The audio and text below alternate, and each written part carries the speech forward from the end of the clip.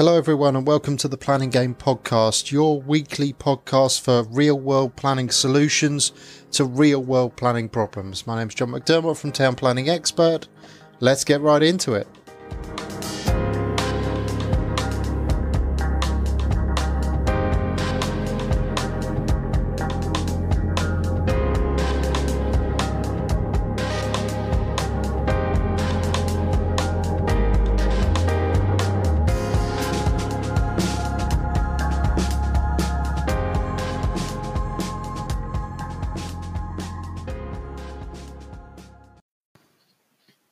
Okay, so this week's planning game is a planning game special. The recording you're about to hear was taken from Croydon Property Meet, which I did in August, and is my review of permitted development and prior notification. Now, as with all things, planning moves with time, so this is really just a snapshot in time, but at least you get a flavour of what we talked about. I hope you enjoy it.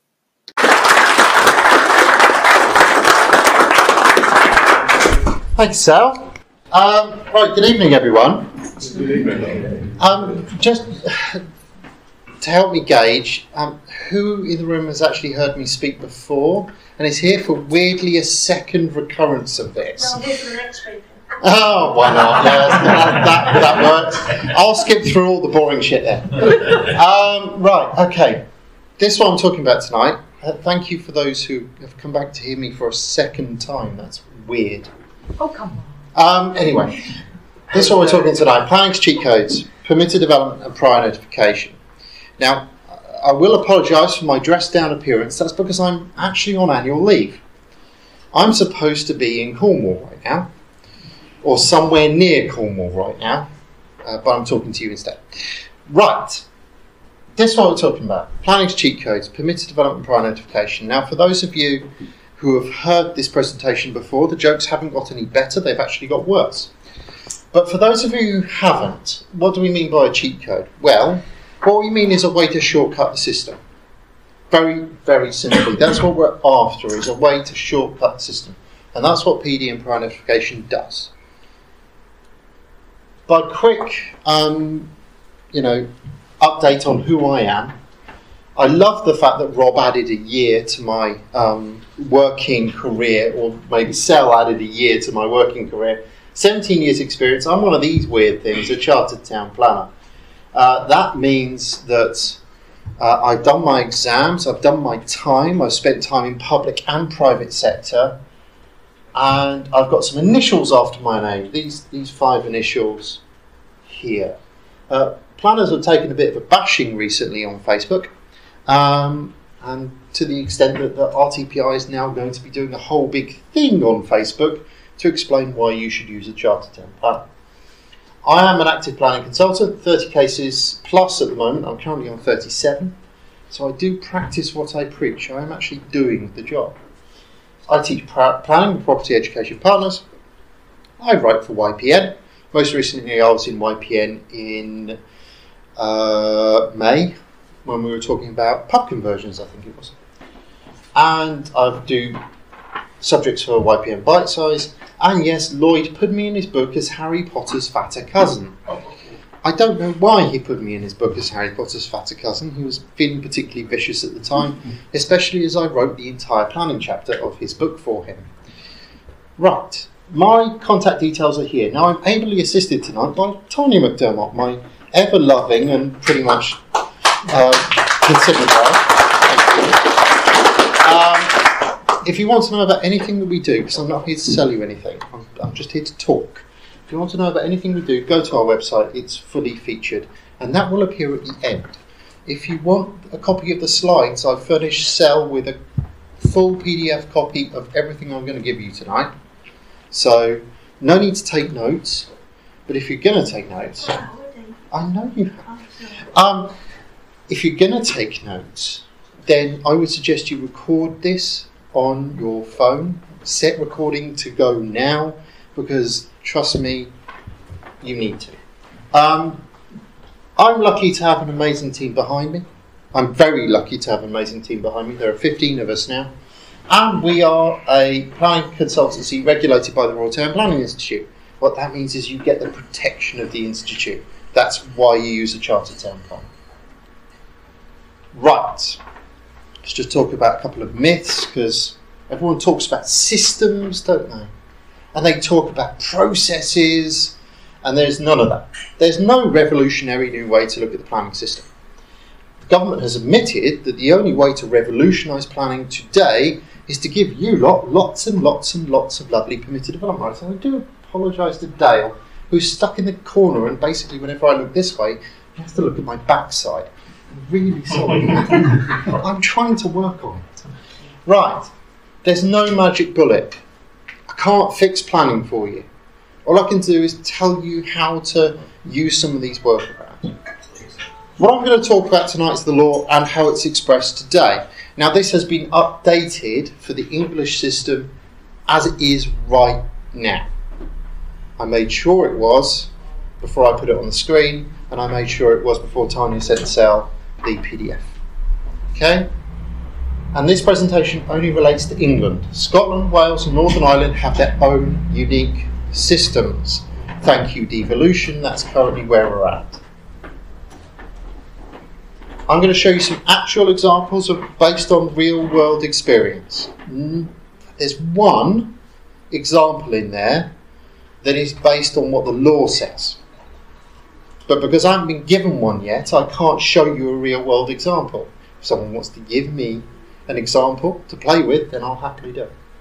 As you probably experienced already, I have to present at the speed of light, and I'm only going to get fast. So, record it.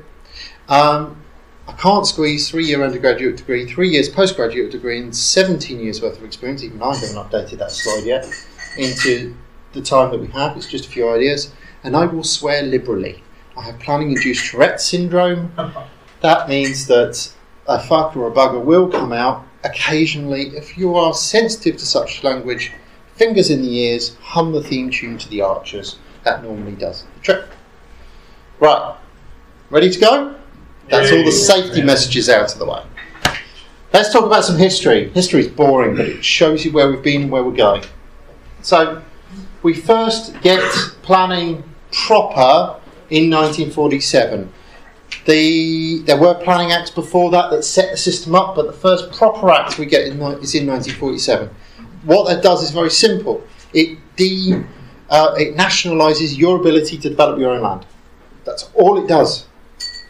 Takes away your right to develop your own land and says you need to get a consent for that. We call the consent a planning permission. Now that act includes what's called the description of development. Any works under, over or on the land, any material change of use, or any builders in the room? Anyone want to admit to being a builder? No? Any works undertaken by a builder. Now we've had that act since 1947. And it's just been updated and updated and updated. And the one we talk about today is the 1990 Town and Country Planning Act. Now, alongside that, we've got the Listed Building and Conservation Area Act. That is simply because if you do a Google search, and you're a nerd like me, you do these things for fun, if you do a Google search in that 1990 Act for listed buildings or conservation areas, you will find no entries relating to it. You will not find listed buildings and conservation areas in that Act. They have their own legislation, the 1990 Listed Building and Conservation Area Act. Now, when we got this, it took away every right, any ability to develop your own land. Now, as early as I can track, up until about 1955, that was the case. You needed planning permission from your local planning authority to do anything. And then we got our first general permitted development orders. Now I'm going to describe what that is in a minute, but the one we talk about today is the 2015. Now alongside the GPDO, again in about 1955, we get the use classes order. Now the use classes order does a very simple thing. It bundles like uses together into classes. Now, you're all intelligent people of Croydon, so can someone bellow out a use class for me? C3. C3, dwelling house. Yes, C4, HMO, carry on. B8. Who said S7? Sui generis. Sui generis. Actually not a use class at all. It describes a number of uses that are not use classes. So they fall outside the standard order. Means to himself, to themselves, to ourselves, Latin. A1. A1, retail shop. Weirdly, A1 also includes hairdressers and internet cafes. If anyone can tell me what the good an internet cafe actually sells, I have no idea. And it also includes most Subway sandwich shops, which should in theory be in food and drink, A3. There are some variations on the thing. This is what they were going from. You're good people of London, so you should know where that is. Where's that? Well, that's important. I want to say it's Holborn, but isn't it Holborn? Very good. Most people say, oh, it's somewhere near Piccadilly. Holborn Viaduct. Very good spot. Yes, absolutely. 1800s Britain. Pre-war problems driving the planning system forward, so we have mixed use inside buildings. St Paul's partially obscured. Traffic everywhere. I don't think that's actually changed. I've got the joy of driving through London tonight on my way to Kettering, and that's not going to be fun. Weirdly, this is what planning wants to go back to now. They love the idea of a mixed-use building. They want to see multi-uses inside of a building. Planning kind of works in circles, like fashion. That's what they were going to. 1950s planning, post-war planning in overdrive. Where is that? Very, very good indeed. Milton Keynes. 1950s planning gone horrendously wrong, in my personal view. If anyone did GCSE geography as a child, you will know exactly where this is based off. Where was that actually? Where was the idea of that born? It's in America. Do you know what city? Chicago. It's a suburb of Chicago. The planners in the 1950s literally went to America, borrowed the city plans for a suburb of Chicago, and then transplanted them onto a small village in Buckinghamshire, and thought that was a good idea. You can actually see how planned it is. Residential area separated from central business district, railway line off to one centre, and a transplanted football team from southeast London that now call themselves something else. Planning is not one system. It is a sequence of systems that has grown from the original act as the need arises. So we have a whole sequence of siloed people in here who sometimes talk to each other, sometimes they don't. Policy very rarely talks to development management without having an interpreter in the way, the strategy planner or head of service. Regeneration is where all the money is held. Anyone from Merton? London Borough of Merton? Or that area? It's only the next authority over from Sutton. London Borough of Merton, as Mara probably knows, because I've said this before, is currently sitting on £500 million worth of funding. Nice. To knock down Morden Town Centre. Flatten it. What they want to do is extend the Northern Line southbound into Sutton. Okay, sort of a good idea. And regenerate the entire town centre. If you're running a major development company, you can bid for that money. 500 million quid to build a shopping parade. Sounds a pretty good deal, doesn't it? But that's what regeneration do. Heritage and tree preservation officers sit all the way over here and are law unto themselves. Speaking of law unto themselves, has anyone had the unfortunate... Yes. I am a planning enforcement officer. So. Excellent. Perfect. So this is now peer review. Good. Out of interest, proper planner? Yeah, we've spoken for... No. No. What profession did you come from before you hit plan? Just an enforcement background. Police? No. Just within the council. But within the council, right. Normally they do. They come from either social services enforcement or housing enforcement. My colleagues are police, yeah. Yeah, and most are ex-coppers. Yeah. And the joke that I always tell at this stage, please close your ears for this bit, is planning enforcement is where ex-coppers go to die. It is true that they do that. Fantastic. This is now a peer review. Right. Permitted development. Now, for my enforcement colleague, she's probably heard me say this before, but it's not an immunity from planning control. It's a planning permission in its own right granted by a development order. It is a deemed planning permission. I actually had to educate a senior planning officer at Woking Borough Council on this point. who was insistent upon the fact that it was an immunity from planning control.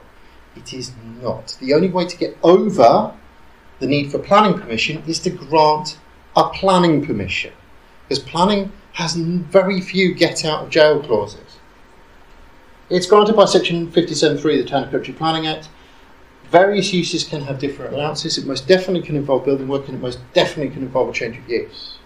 And the government update it frequently.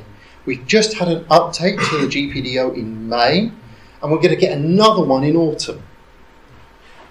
And if we're also likely to get an update to the use classes order in autumn as well. And any questions on that, I'll quite happily field. There are some restrictions. Generally, it doesn't apply in national parks, conservation areas, listed buildings. There are some exceptions to this, triple SIs or explosive hazard areas. But there are exceptions to this. Not one permit development allowance is similar. Councils can remove rights through Article 4 directions, albeit that the test for that is getting increasingly hard for councils now. Councils can remove rights through planning conditions. Again, the test is very difficult, and you can only read this list for England. Wales, Scotland and Northern Ireland have their own PD rights, their own general permitted development orders, and they're of varying ages. So, for example, when England decided to give you guys permitted development rights for HMOs, Wales said no. It didn't want to do that. When England said we want to put 2 flats above every shop, Scotland said no, we actually withdraw that right altogether. We don't want you to do that. Very, very different now. It's important because of what's called the fallback position. New Forest Service Secretary of State. We've had a recent update to this case law, which is even more exciting. The recent update is Tunbridge and West Malling. Now, what that said is that if you can do it under PD, that is a material consideration of overriding weight and importance. What that means is that if you can do it under PD, the council has to take that as the fallback position. They have to take that as what's going to happen. Now, in Tunbridge and Malling, the judge took it one stage further. He said the council were right to assess a circumstance where prior approval could be applied for. Not had been applied for, as was previously understood, could be applied for, and apply the fallback position that way. So fallback just got a boost. There are some differences. A straight permitted development right requires you not to notify the council. You don't really need to do anything. Get building control, get on with it. A prior notification right includes a condition within it requiring the process. Now that's really quite important. There are still many builders year on year who ring me as a planning consultant and say, John, I've carried out my permitted development rights. I've done an office to resi conversion. Fantastic. Did you get your prior approval? No, I want to do it now. Prior approval means before you start work or before you change the use.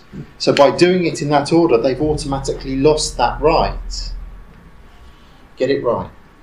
You get it in the right order. Final sort of terminology here is what actually is a change of use. Changes of use are governed by section 56 of the Town and Country Planning Act. Now, my learned colleague at Woking Borough Council, the head of service, and I got into a lovely discussion about this, and we both agreed that this is a horrible part of the Act. It's awful. It's a conflagration of terms. It's almost like they vomited on the page and then tried to make it fit. But the important part of this, with changes of use, is this bit. When the development consists of a change of use, it occurs when it occurs. So when it starts. That's the important bit.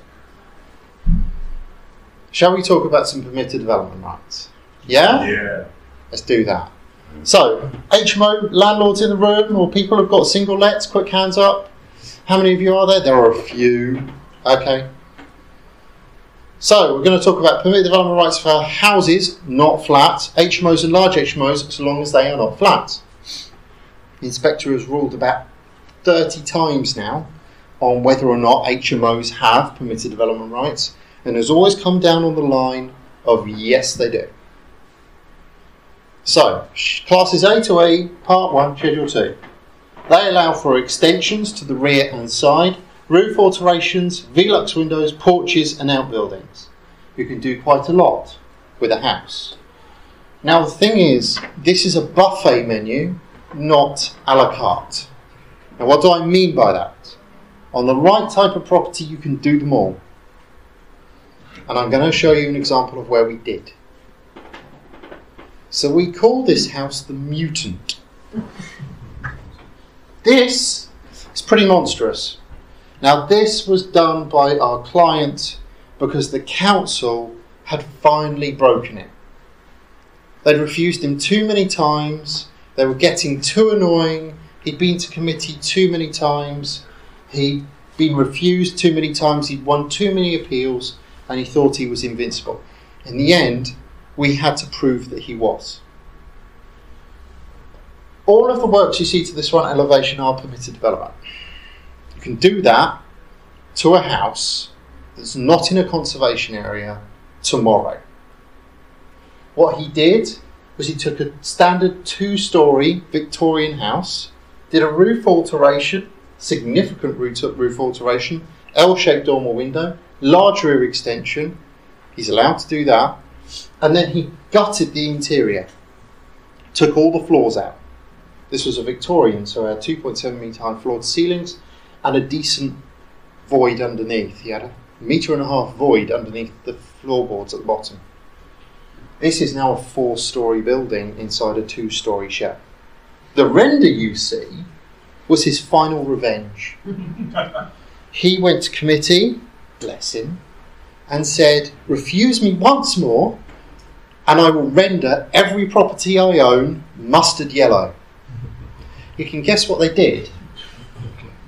Now, he owns about 60 houses in Portsmouth, and you know where each one is, because they're all that colour. And it's a through-colour render, so it will never fade. But even the rendering is not development requiring planning permission because it's got a permitted development right. Shall we talk about some cool stuff? Yeah? Yes.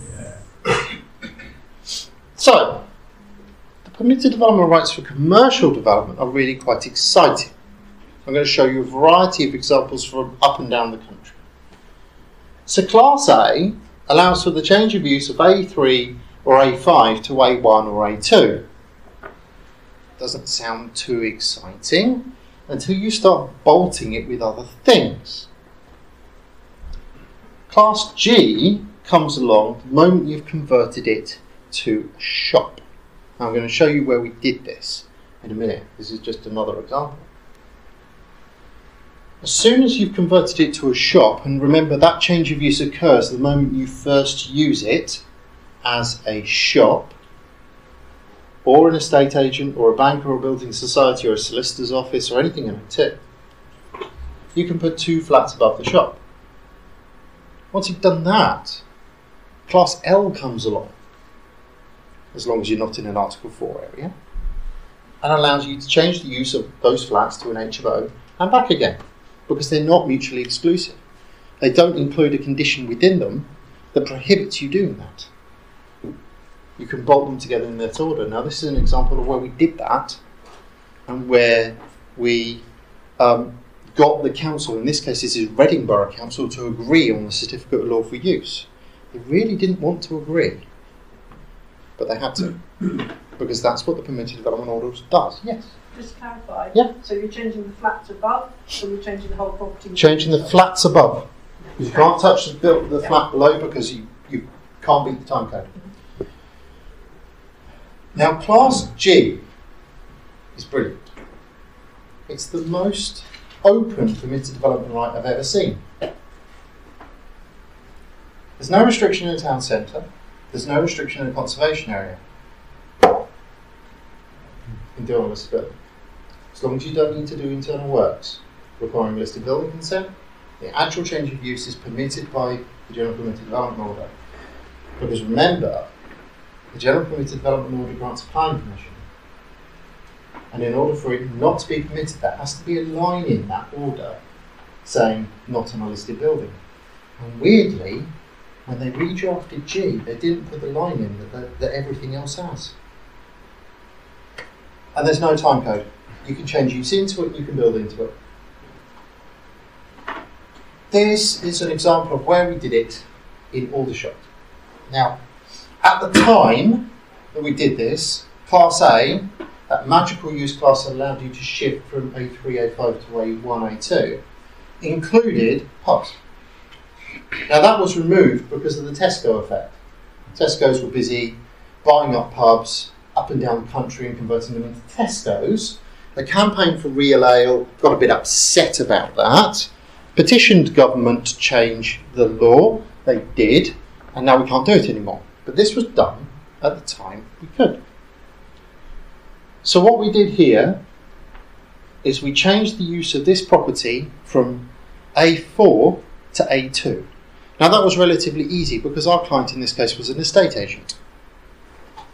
Now, in order to do this, and in order to pass the test of the use as commenced, we had a grand opening. We invited the head of planning and the head of enforcement along to the grand opening, and we got the head of enforcement to cut the ribbon. He got his picture in the paper, which is lovely. Paper's got a date stamp on it, and so every time he rang me and said, we don't believe it's changed use, I emailed him a copy of his picture in the paper and said, mate, are you absolutely sure on that one? The thing is, Aldershot has a pub conversion policy, and at the time we did this, it smashed the pub conversion policy because they have forgotten, or they've just not done, to remove the permitted development right, allowing me to shift pub into something else. Once we'd done the 2 flats above, this became an out-of-centre use in a residential area, and we then applied for and got planning permission to convert the ground floor into 2 flats as well, so 4 flats from pub. Can't do that anymore, but I wanted to share it as an example of where we've done. Right, prior approvals. This menu has been updated, and it's rather fun. Class M, N, O, P, A, because they ran out of letters, and Q. And I'll go through each one.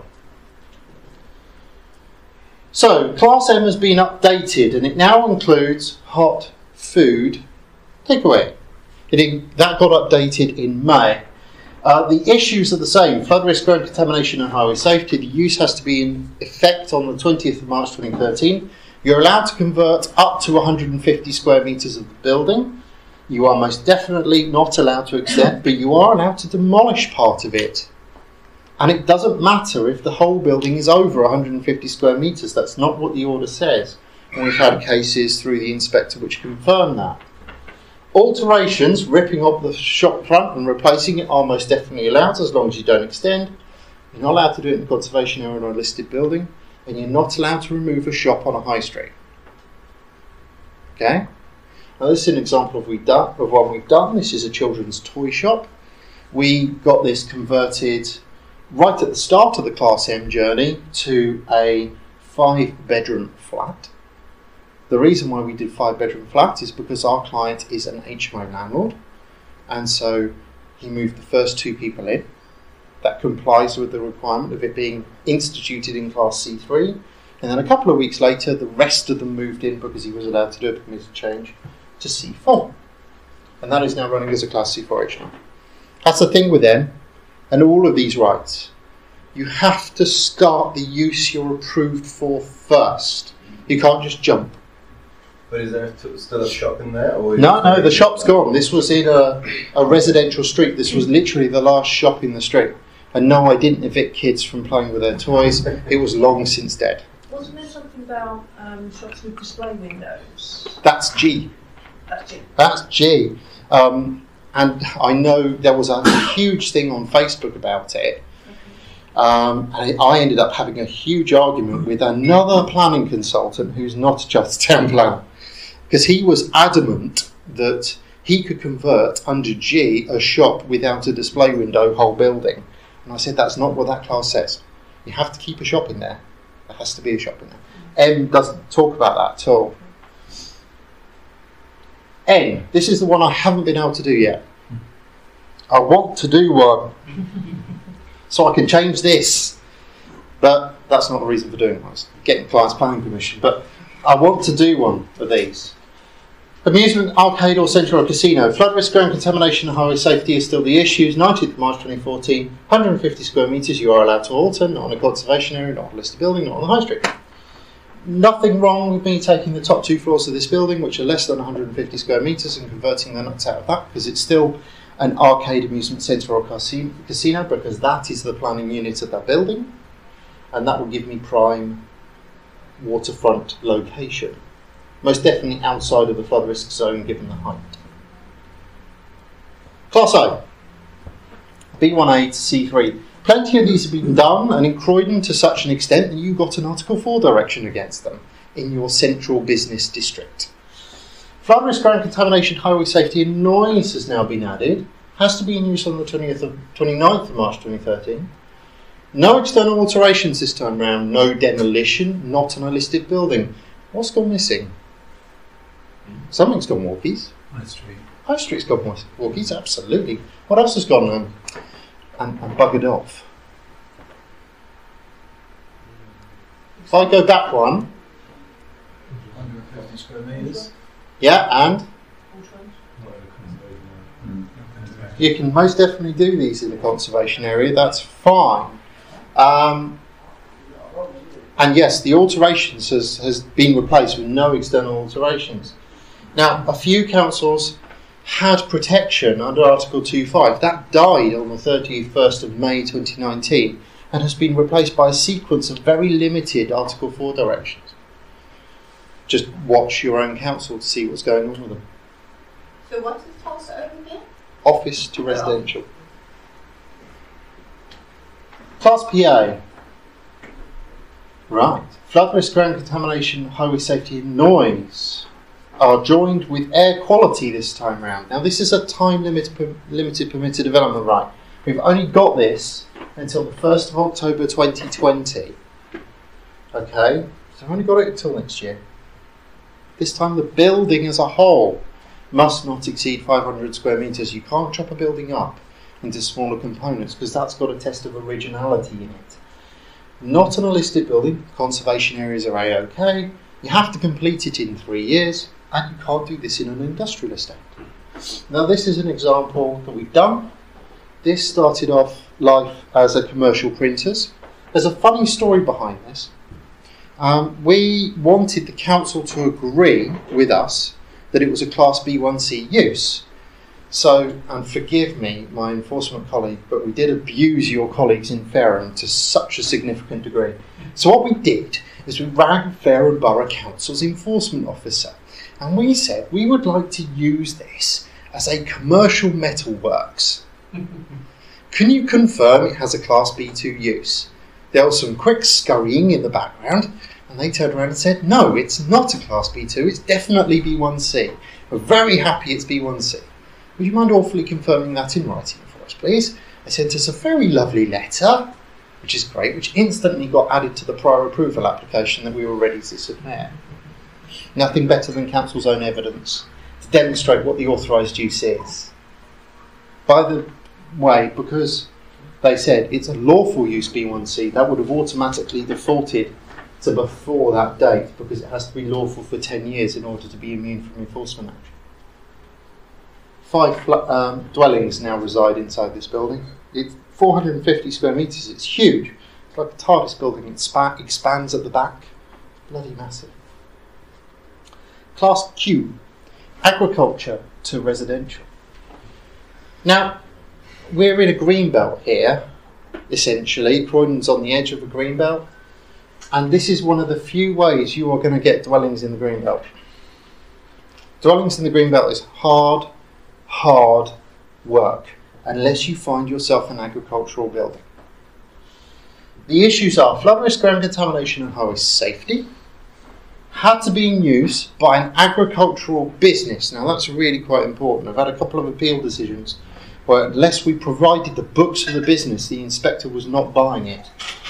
Had to be in use as an agricultural business on or before the 20th of March 2013.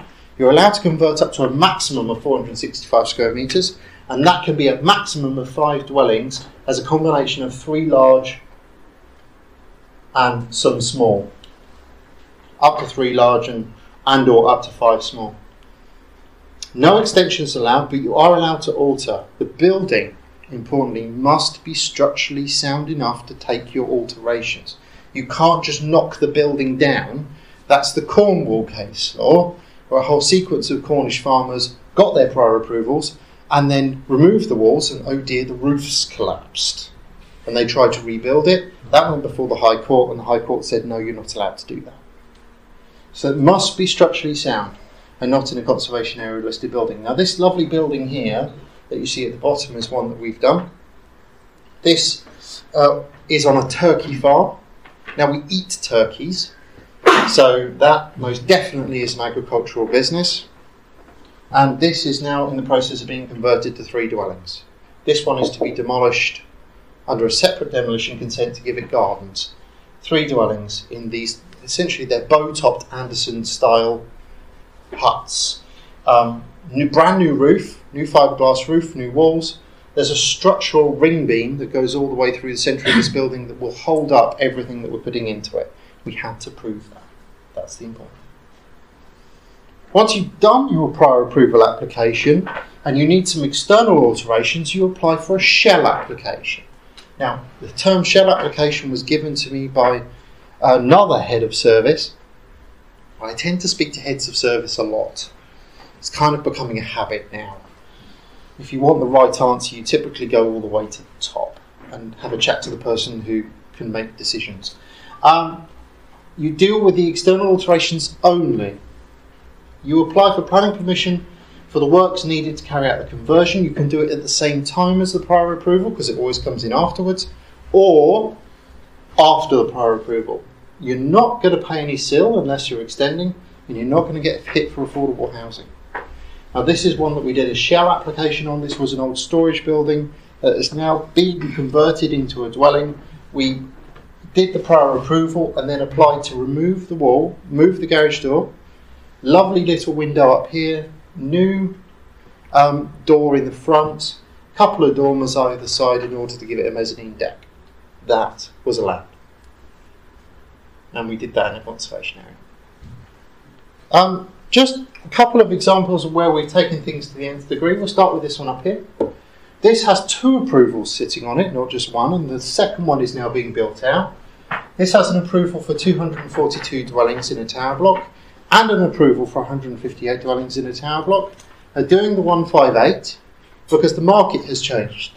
242 was going to be focused on student pods. There's no market for that anymore. So they've shifted that to a 158, and they're only able to do that because they had a 242 sitting over the top of it. Always go for the bigger one first. Always go for the bigger one first if you're doing prior approval. And that's now being converted to 158 one-bedroom flats in an area which is right next door to the bus station, right next door to the main train station, about 100 yards from my office, which is just down the road. That was Class O. Class M and G, this is where one was bolted together. So this started off as an aquatic shop. Aquatic shops sell fish. That's definitely a shop. Pet shops are shops. So it started off life in the right use. The first thing the client did was convert 2 flats above, Class G, permitted development rights. Then we applied for the prior approval on that one there. And that was at a time where there was some misunderstanding about what prior approval did. Then we applied for a flat there. So now we've got 4 flats and he kept the shop. On a high street location, we kept the shop because we didn't kill the shop off. You can do that on corners quite happily as long as you keep a viable shop in the corner. And that viable shop was 30 square metres in size. An example of fallback, just to finish off. This lovely building here that you see here and here is now complete. And at some point in time I need to head my way down to the New Forest to take some photos because I'm really proud of this one. This site started off life as a slaughterhouse, which is pretty grim. And then the client very reasonably changed the use to storage. This was at the time when we had the storage PD right, storage to resi. So we applied for and got prior approval for 2 buildings to be converted to dwellings. One there and one there.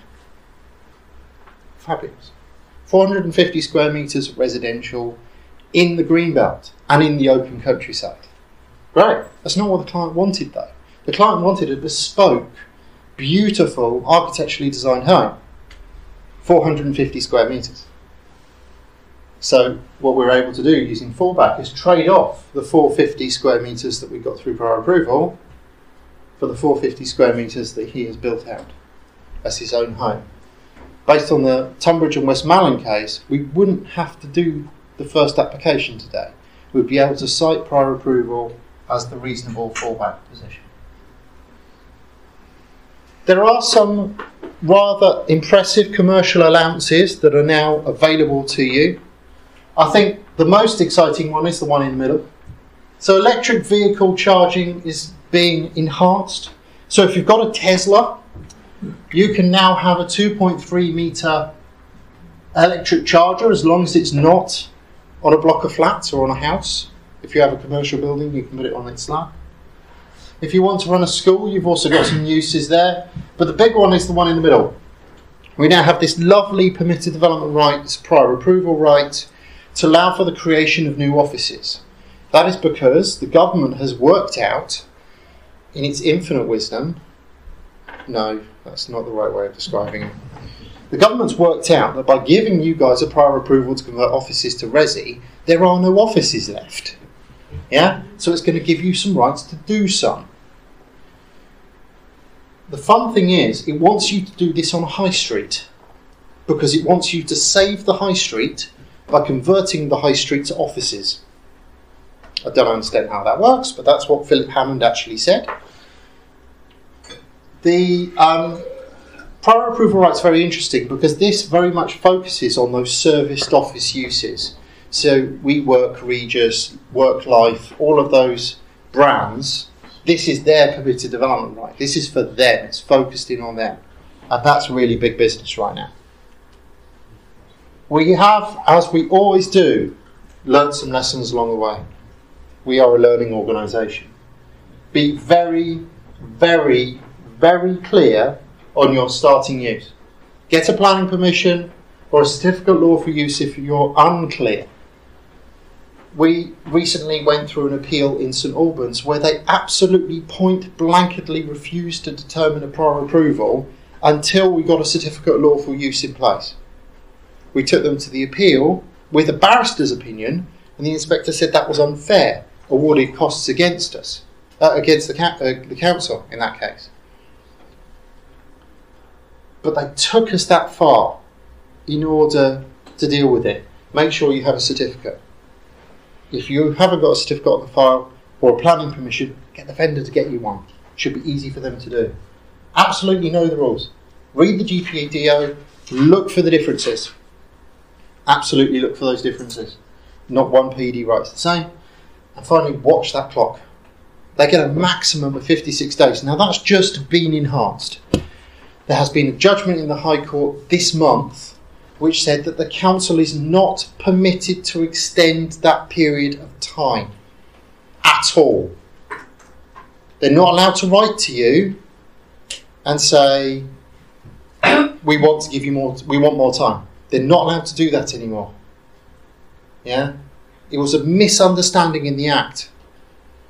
From my learned colleague, it's in the Planner magazine. Okay. And it's going in planning as well. And it's been reported on Facebook. It's a brand spanking new case. What they basically said is that where there is a time period specified, the council is not permitted to agree a new time period. Where there isn't a time period specified, it's down to the council and the applicant to specify the time. So that's a real problem for some of the bigger developments where they really need more information and wow, okay. It was a major development that spawned it. You know, a really big one where the applicant basically said, hang on a minute, this is unfair. We've agreed because they'd agreed an extension of time with the council. And then the council had said, thank you for the extension of time, here's your refusal. So potentially, if they've got cases that they've agreed extensions, they could go further for non-termination or something? No. Well, essentially, what they have to do is file a default notice. Default notice is a simple email back that says, "You've gone over. I'll have my deemed consent now, please." Yeah. That's what that case does. Now, interestingly, that case applies retroactively. It applies to every determination and every prior approval that's gone over time. Right? Because it was a retroactive appeal. So I've got 3 that I now need to write to the individual councils on saying, "Thank you for the refusal. Based on this case, you were illegal. Can I have the deemed consent now, please?" Yeah. That's going to be fun. Yeah.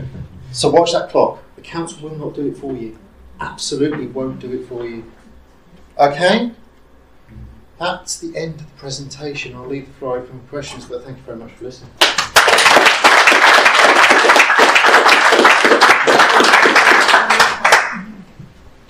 Any questions? Go on then. I have 2 questions. Vinny, far away. So this is all like really brand new to me. So the time code, is that how long the council gives for you to No. finish? So the time code is the time periods that are specified in the presentation. So where it says it had to be in use on this day. Yeah. Okay. What that means is you can't then apply for planning permission to get into that use and then expect them to use the prior approval right. Yeah. Unless you can travel in time, of course, and I'm not entirely sure that you can. I don't think anyone can at this point in time. So it had to be in use on or before the day specified. Otherwise it doesn't count. Otherwise, it doesn't count. Okay. And like you were saying that your builders, they changed the use before they applied. What can you do from that point? Ask for forgiveness. Basically, that builder then puts themselves in a nasty position. Most of these developments that are done without getting prior approval, did anyone see in the news the Watford case? The prior approval granted for a flat without any windows at all. No, and it went before the appeal, and it's now subject to quite big wranglings at DCLG as to whether or not this is what they meant, right? But it puts builders in a really difficult position because most of these prior approval developments have up until now been substandard. They've been well under the 37 square metre national minimum. And so in order to get planning permission, they have to demonstrate to the council why the 37 square metre national minimum should not apply to them. That's nearest next to impossible, right? That's where it leaves builders. It's a very difficult position to be in when they've cocked it up to that degree. But people are still doing it because they think it's permitted development, not prior approval. Yeah? And it's shocking in Croydon the number of tiny like micro units there are. I have some good news there. Good news for you from an enforcement point of view, bad news for everyone else. Theresa May, when she left office, left a sequence of parliamentary decrees. An outgoing Prime Minister is allowed to do that, just like they're allowed to nominate people for the New Year's honours list. I'm sure a lot of her mates are going to get knighthoods. Anyway, one of the decrees was this. She has asked Boris Johnson, or instructed Boris Johnson, to alter the General Permitted Development Order in autumn when the new order comes in. And we're going to get a condition, it looks like, in prior approval. In fact, in every permitted development right creating a dwelling. And what that condition is going to say is something along the lines of the dwellings hereby created must comply with the national floor space standards of the time. Brilliant. And that is in order to stop massively substandard dwellings. The other thing that's occurring is occurring privately. So what we're now seeing, and I was speaking to a couple of mortgage brokers only this week, and what they're saying, it is now incredibly difficult to get a prime residential mortgage on anything under 37 square metres. The only way to get a mortgage is to mortgage the block and to actually hold the block commercially, and even then people are looking at it more speculatively. So, and that came from Pilot Fish, who are a major broker. So be wary of sub 37s. We don't recommend our clients do sub 37 square metres because we are struggling to justify them as fit and proper. The final thing that I should mention there is a brand new act. It falls under the housing standards, the Fit for Human Habitation Act 2018, and it's just been updated to 2019. The Cambridge City Council, from memory, successfully condemned a 20 square metre flat on grounds it wasn't fit for human habitation because it was too small. Okay? So be aware of 37 as a national minimum. It's a really good target to hit for prior approval. Go for it. Hi. Yeah, I've got a property. It's got quite an elongated garden. Yeah. And right at the bottom, there's a massive old oak tree. Probably was around when Queen Victoria was still on. Oh dear God. It's a really old oak tree. Properly old.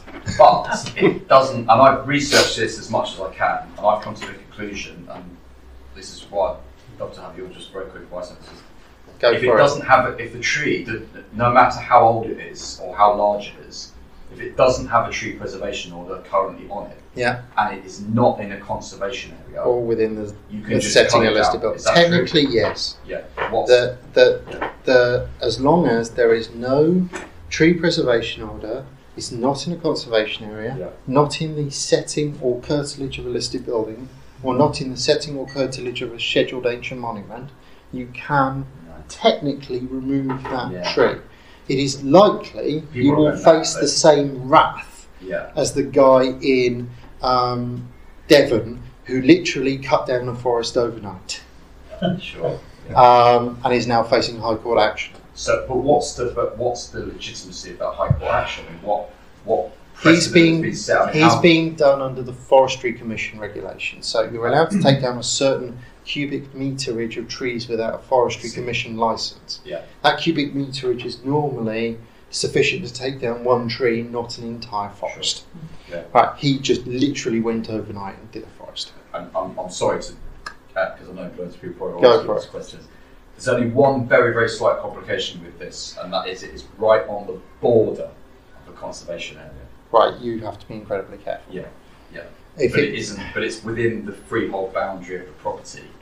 But there's a path that runs up along the back gate, You and that have very to- much is in. The you conservation have to be unbelievably Yeah. careful, because if any of the roots or any part of that tree Roots. falls inside, Probably does. then technically they can have Probably you. does. Yeah. Because it's any part of the tree, any part of the tree thereof that falls within the conservation area. That's the strictest possible test. What's the best way to go about it? Do you really need to remove the tree? Yeah. It would be risky for me to advise you to, Sure. No. to take it down. Because if it's that close to the CA, you can bet the conservation design officer is going to jump up and down when this really old oak tree that's on the edge of his conservation area disappears. Yeah, and they would. Yeah. So I would not be willing to take that risk. Fine. Okay. Thanks very much. Thank you. All right, Yeah. go for it. Go on. Hi, John. Houses that have been divided up into flats years Yeah. ago, no Yeah. planning permission, Yeah. you need a certificate of lawfulness. Yeah, You need to show that it's been flats for 4 or more years. 4 years. Yeah. Presumably, council tax records called to show. I always go to council's own evidence first. It's the strongest form of evidence because it's Yeah. the best way to demonstrate that the council have known about it. Yeah. What you have to get past is the concealment case law. Sure. So the concealment case law, I'm sure you all know because you're all Croydon based, is Fiddler versus Secretary of State. Oh yes, you all know Fiddler. It's the bloke who built a house in a hay bale. Yeah. He was finally done about a year ago now, and he's currently serving 5 years for contempt of court. But he was done because he concealed everything he did inside a hay bale. He had no intention of making the development public until such time as he removed the cladding, as he called it, and said, "Surprise, I've built a castle." Right? That's how he was done. So you have to get past that first. Have you concealed? The best way to demonstrate you haven't concealed is to go to the council tax record and say, well, you've known about it. Is there anything else that you need to look out for with that? Any other little quirks that the council planning partners might use to stop you getting a certificate, even though you can show that has been council tax records for 4 years? It's then down. Size constraints or anything like that? Is there There's anything- no size constraints because what you're asking for is forgiveness. Yeah. You're basically saying, I've got away with it for 4 years, please forgive me. Or the previous owners got away. or the previous owners got away for 4 years. What you have to show is consistency in use. And that's really, really important. It's called the evidentiary test. So you have to demonstrate every year, year on year, for the years that you're claiming, it has been used as dwellings. Council tax is really good. Bills from the utilities are really good. ASTs. Would council tax by itself be enough? in your experience? I've done it on council tax alone before, but you have to work very hard with the planning officer to force them, and it is a force, to go and check their own records, because they won't go and do that job for you. They will default to, you have to provide the evidence first, and then we'll go and verify. So you have to go about it that way. Council tax is very good, but you need to back it up with something else. Thank you. All right? Thanks. Any other questions? Go on. I had a question about a bungalow, 3,000 square foot bungalow. So, what it is that there's been 2 planning applications that have been made for it to be split. Right. There would be 2 separate dwellings, but they were refused on the basis that the planning saying that they want to keep the street all most of the. So it's a character assessment argument. Yeah, they're saying both of them, but at the same time, what met with the planning officer and the vendor, because I want to, we're doing a deal with it, and what the planning officer is saying, well, under permitted, what he's going to do is just basically put a door where the garage is, and then it'll be under permitted development. Like this basically had they were quite. What is the planning officer smoking? That's basically, that was my sort of. Yeah, you always require planning permission to subdivide a house into 2.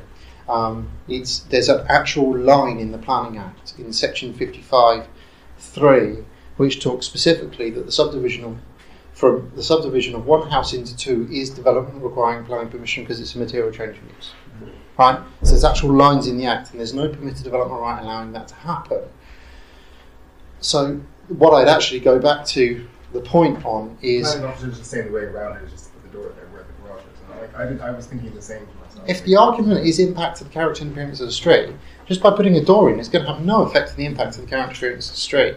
He's probably actually talking about the arrangement of property being detached bungalows, large expansive plots, and the physical subdivision of plot. Has that been? Have they ever taken that case to the appeal? So what they've done, what's happened now is the 2 previous applications to actually split, to do the actual split, they've refused.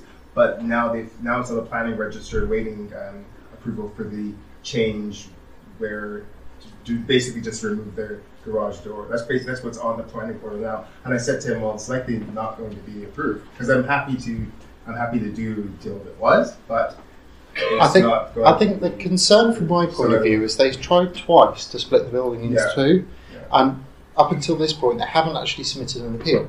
So they haven't tested the validity of the decision at all. I talk to developers and I say always adopt a 3-strike in your out approach, to use the American baseball term. If they've had 3 bashes at getting roughly the same thing, it's likely they've tested all the permutations of trying to get that thing. And you can't try again. It would be reasonable for the council to just turn around and say this is vexatious. This is an application we've tried and tested and we're not going to do it anymore. So I'm concerned as to how they're intending to get around the impact current appearance argument by just shoving a door in a garage. I don't know how that's come about. I would, like you, be expecting that to be refused. I'm slightly concerned as to why it even needs planning permission to do that at all, unless it's in a conservation area and there's an Article 4.2 direction. But I think that's going to end up getting itself refused because it's a leading step to subdivision by stealth. And at some point, someone's going to have to take something to the inspector and see if the council's right. But until they do that, the council is legitimately entitled to keep going with its argument of this hasn't been tested, we're going to refuse it. Does that make sense? Yeah. Anything else? Go on then. This 56-day rule that's come out, is that working days or calendar days? Calendar days. Absolutely calendar days. And it starts from the moment you give them a valid application, not the moment they register it. So I'm going to exemplify that by telling you a story. if I may, I got a prior approval through in Northampton. And I got it through because the council held back on registering the application for 30 days on the grounds that they thought they needed a SIL form. They thought they were legitimately entitled to ask for a SIL form as part of the prior approval application. Now, the information requirements are set out in statute, they're set out in the order itself, and they're not allowed to add to that, right? So they thought they were legitimately entitled. Now, that by default took them 30 days out of time. They refused it. It was before this case law came out. And I took them before the appeal. And the inspector's decision was the council were not entitled to make any other decision after they'd exceeded the 56 days. And they exceeded that 56 days by a period of 30 days. Therefore, it was a deemed consent, appeal dismissed, a costs awarded against Northampton Borough Council. 56 days is calendar days, and it runs no matter what time of year it is. So if it's Christmas Day, and your application is due to come back on Christmas Day, if they choose to wait until the 27th or 28th or 29th, they've gone over time, you get it by default. Does that make sense? Yeah. Best time to submit a prior approval application is 56 days before Christmas Day. Anything else? Go on. In your presentation, I didn't see anything to do with D1. It's because it doesn't exist. There is no prior approval right for D1 dwellings. Right. And it's unlikely to be because D1s are community uses. They're actually protected by Section 93 of the NPPF, which talks specifically about councils guarding Class D1 uses. The government has not brought any prior approval right for D1 forward because it would have to rewrite its own policy framework in order to allow that to happen.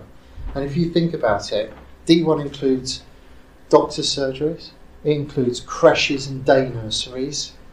And are you going to be the person to put a prior approval on a much needed creche or day nursery? Are you? Depends how much money to do. What if they're no longer, in business? Then you have to go down the policy route given to you by the council. There will be a policy relating to community uses. About 90% of councils have one. Yep. There's only a few that don't. And weirdly, Portsmouth don't care about that. What the situation is in Lewisham? Lewisham follow the standard London Plan rules, which is you have to prove a year's worth of marketing. Right. It has to be marketed for a year, has to be no takers, it has to start at reasonable market value and drop below reasonable market value, and that reasonable market value is set by the district valuer themselves. Go for it. What evidence do you have to provide for that? Because I know of one site in Croydon that really pisses me off that they advertised it, but when I phoned up, and this isn't as a... No, this sure. is as me trying to buy the site. As a human being, yeah. Yes. And when I said, I'd like to inquire about it, they went, oh yeah, it's up for sale, but we've been told not to take any details. So to me, that's like fraud. Yeah, that is. They're trying to play the system. Yeah. They have to But they got produce... planning permission on it. I bet they did. And I bet that what they did is they produced a beautiful marketing report. They said, oh yes, we have most definitely marketed it for 12 months. We've dropped the price at every stage. Normally every 3 months they drop the price. And it was at fair market value to start off with. It was below market value at the end. It has to go to 20% or more below it, BMV at the end. And we had no inquiries. And I bet they did it that way. The problem is the system is rigged in favour of the estate agent. So it goes to the estate agent. The council has precious little evidence to help itself. It would go to the website the estate agent said it was on, and that would demonstrate it was there. It would go to the district valuer and say, what's a fair market value for this building? The district valuer would confirm that the starting price was the fair market value. So in terms of playing the game, normally they've done very well. It does show you how to do it in Croydon. Oh, believe me, Croydon shows you how to do every. Croydon's policy on 9 flats on a villa site is bloody brilliant. What do you mean? The new urban design SPD that they've brought out, love it. That's how everyone is knocking down big houses and chucking 9 flats on one site. in Croydon. Have a look at that SPD. It tells you how to do it, backwards, sideways and upside down. It's perfect. If there was a design code that's permissive, it's that. You're a Labour authority, aren't you? I've no idea. I think so. Just about. Just about. Is that SPD? Supplementary planning document. It's where the council bring out a document to help reinforce how they want to implement a policy.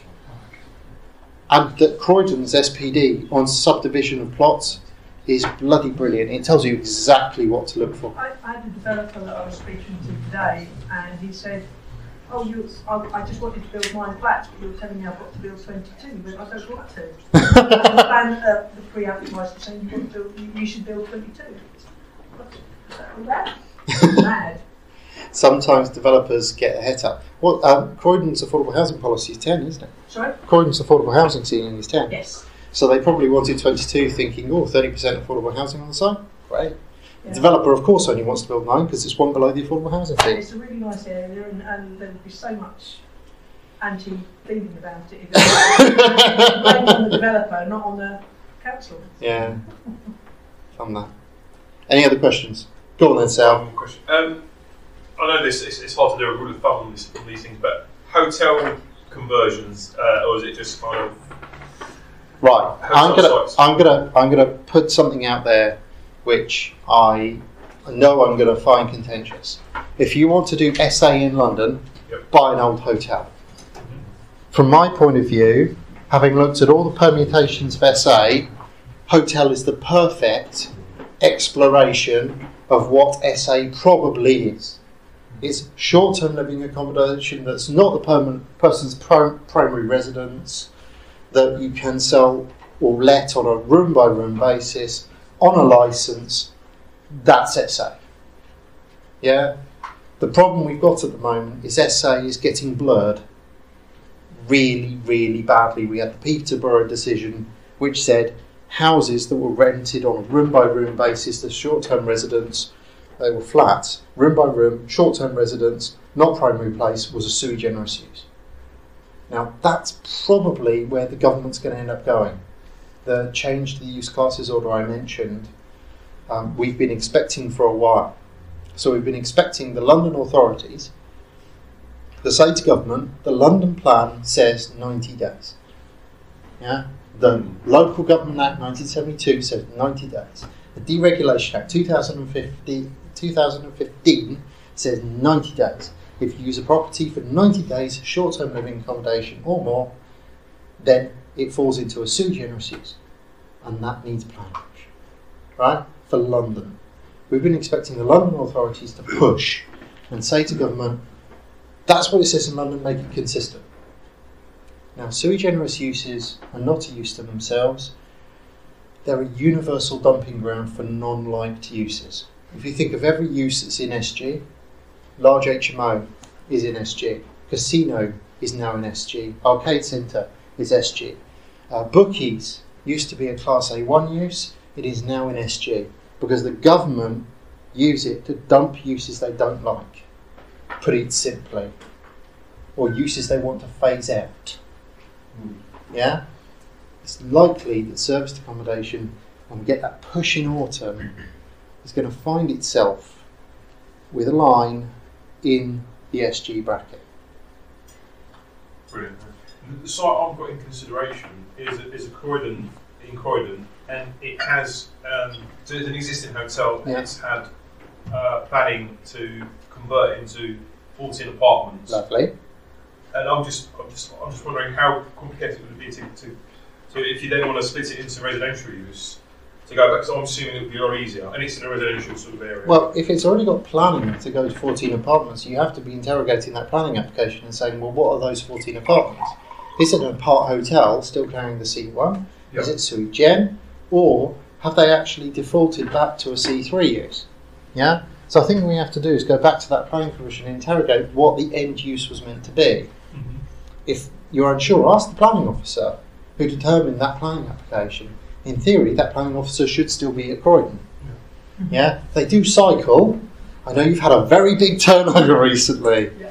I'm having great fun with Joe Sales, I think his name is, in DM, after he bumped an application of mine of 3 separate committees, and I had a shout at the head of service.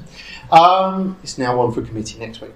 Okay. Right, so go back to that original planning application and actually see on the application form what the intended end use was supposed to be. They have to actually declare what that was.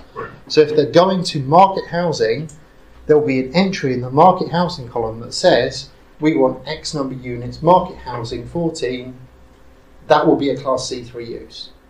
If you know, go back to the planning officer and say, what did you grant planning permission for? Okay? Anything else before I let JD talk about fascinating stuff involving computers? I think that's what you're doing. Yeah. I thought the 90-day rule was already in place, but thanks for clearing that up. The 90-day rule has been in place since 1972. Oh, it has. Okay. It's just we're waiting for it to radiate. And to give you an idea how far it's gone so far, Bournemouth have adopted it, Cornwall have adopted it, Southend have adopted it, the South Northamptonshire have now adopted the 90-day rule and interpretation, and of course Peterborough got forced to adopt it. Do you know if they're of Milton Keynes? Do you know if that's... Milton Keynes look likely that they're going to fall in line with the rest of Buckinghamshire and go that way as well. Remember, half of Buckinghamshire is technically within Greater London, so you end up with that translation occurring effectively by default. We're waiting for it to radiate. What happens in London tends to radiate out at a certain point. But wait for autumn, we're likely to see a change to these classes. Okay? Yeah. Brilliant. Shall we leave it there? Fantastic.